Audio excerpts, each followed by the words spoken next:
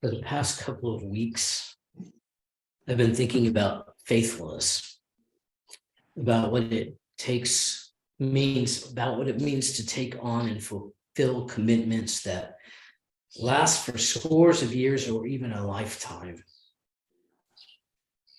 And as I've wound my way through these thoughts, I've remembered a song by Greg Brown called The Marriage Chant. It's a song that strikes me as funny and tragic and true, a portrait of marriage as continuously difficult, but with some intangible reward of connection, which causes us to desire marriage and commitment despite the difficulty. And although I can't do any justice at all to Greg Brown's song, I'd still like to read a few verses. I will also say that Greg Brown is an Iowan, so we can't just dismiss this as a philosophy of the coasts. Marriage is impossible. Marriage is dull. Your dance card is empty. Your plate is too full. It's something no sensible person would do. I wish I was married. I wish I was married to you. Marriage is unnatural. Marriage is hard. You rotate your tires. You work in the yard. You fight about nothing every hour or two. I wish I was married. I wish I was married. I wish I was married to you. The children throw fits in airports and such. They projectile vomit on Aunt Ruthie at lunch. And your in-laws know just what you should do. But I wish I was married.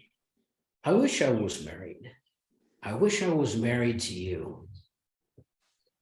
I'd like to fix you my special broth when you're sick. I'd like to fight with you when you're being real thick. There is no end to what I would like to do. I wish I was married. I wish I was married. I wish I was married to you. The grass is always greener is what they say to me. If I was your husband, maybe I'd agree. I like brown grass and vows that stay true. And I wish I was married. I wish I was married. I wish I was married to you. What particularly catches my attention is that in this song is the line about brown grass. I like brown grass and vows that stay true. We learn from the time we are small to expect that the grass will always seem greener on the other side of the fence, whatever the fence might be. And I'm kind of intrigued by the idea that if we're going to be true to a commitment, we're going to have to learn to like brown grass. And I think this isn't true just about marriage. This is about any kind of commitment, about friendship, about life and community, about vocation and work, about our journey with God. I think at some point in any one of those adventures, we come to places where nothing seems to be happening and where the grass seems greener elsewhere with some other person or in some other place or at some other kind of work. Faithfulness in or to anything, I think, depends on our ability to be at peace with brown grass.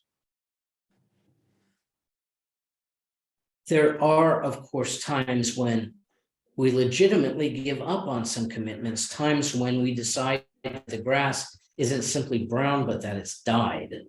Commitments sometimes become impossible to fulfill or lose their meaning or come into conflict with one another. But right now, I am more interested in wondering about the time before we give up on commitment. I'm interested in the kind of patience that faithfulness demands. I'm wondering what we do when we notice that the grass is brown in some aspect of our lives, brown but not dead. What might be happening when the grass is brown, and what might it be good to do about it?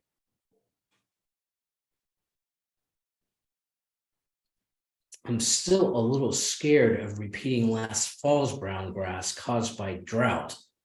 And I vividly remember the little puff of dust that rose from the ground every time a sheep put a hoof down. But even without drought, most years we do have a time of brown grass, a time when the grass itself goes dormant. But dormancy isn't death. Sometimes the brown grass of early fall can be revived by water. Sometimes as winter comes on, we have to be reconciled, simply to wait until spring for green to appear. Our lives are more complicated than grass. Like grass, we can face periods of dormancy, but we also have periods or seasons when things fail and we seem to be under attack, when what we thought was the pasture of our life seems to have become a field of thistles and ragweed. The authors of the New Testament, when they address these seasons of life, have almost exactly the same advice: patience and endurance. For instance, this is the way the Epistle of James begins.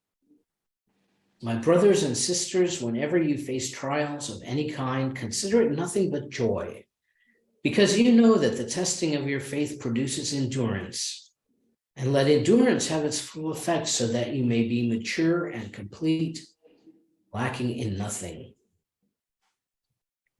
What James and also Paul and Peter all seem to be getting at when they talk about patience in adversity is that endurance is good in itself, that endurance leads us to maturity as human beings and as Christians. But what they also hint at is that something is being prepared during these times of trial. Whether the trial is simple lifelessness or active attack, something is being prepared during these times of trial that we cannot guess at, but which is worth waiting for.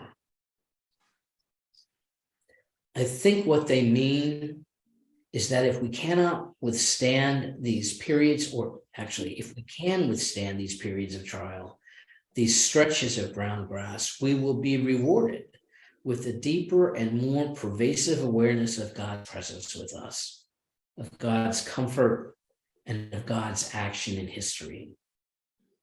But I also think we can take their insight into what happens during the brown grass times and use it on a smaller scale to think about what might be happening during those dormant times in our marriages or friendships or sense of vocation or community life.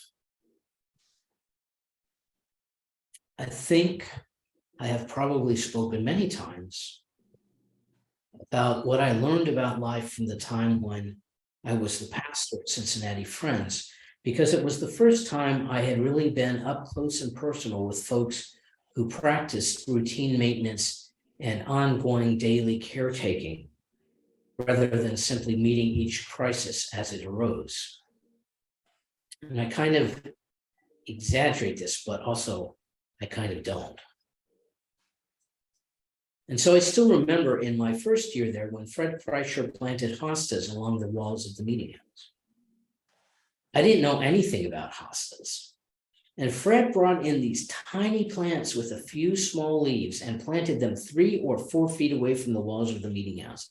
Eventually, they'll fill in this whole area, he told me. And I looked at the huge space between the tiny leaves and the walls of the meeting, and I couldn't begin to imagine what he meant. None of the leaves were any bigger than my hand. And I knew the leaves died completely in the winter and started anew each spring. How exactly were these plants going to get any bigger? I just assumed that Fred was exaggerating, that he had a gardener's optimism that I just didn't share. What I did not understand and couldn't see is that the plants kept building their root systems. This work was invisible to me. It went on all year round, and it began to come to fruition during the winter, the time when the plants looked deadest to me, but when the next year's leaves were forming.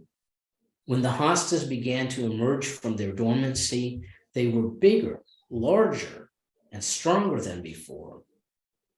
By the time I left Cincinnati Friends, there was no longer any gap at all between where Fred had initially planted the hostas and the meeting house walls. And now the work that the trustees had to do was to thin the hostas out. So from God's creation, as well as from the testimony of the apostles, we have some idea what might be happening when things go dormant. Dormancy might be the cessation of activity before new life and growth. It might be simple rest. It might be the beginning of a change in direction.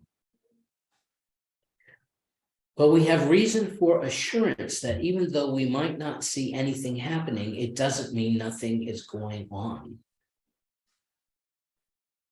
One of the ways to deal with the periods of brown grass in our lives is to ask ourselves to look harder for what is there, to watch more closely the section of pasture or lawn that troubles us. If we dig a little below the surface, do we find something which is still living and vital? Can we recall what we first saw in a friendship or in a community or in a chosen work that attracted us to it and why we felt it was living and vital? Or do we simply need to learn patience and that some things take time?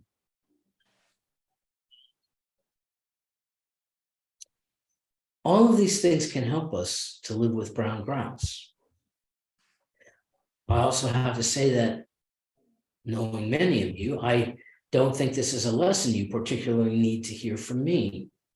I know you to be people of your word, people who are likely to keep your commitments no matter what the cost. People who might sometimes live with brown grass for years without ever giving up the hope that it will be green again. Ironically, I think if there is any area of life where we are apt to be discouraged by brown grass, it is the area where we ought to have the least cause for concern, which is our relationship with God, who is the one partner we have most reason to trust.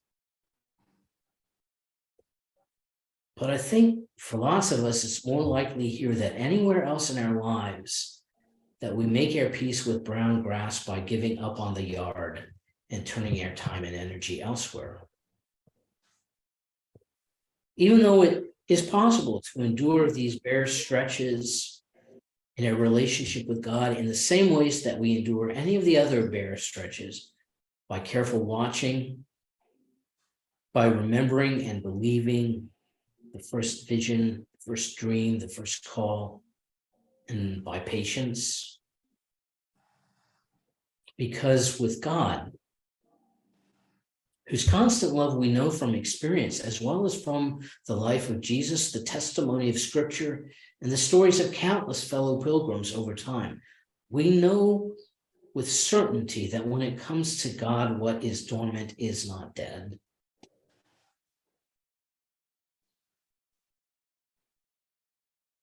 So here especially is just something to think about. But here especially, if we persist and pay attention, if we develop endurance, if we continue to care for the grass during both the brown of winter and the green of summer, we will always find new life, stronger and deeper than before.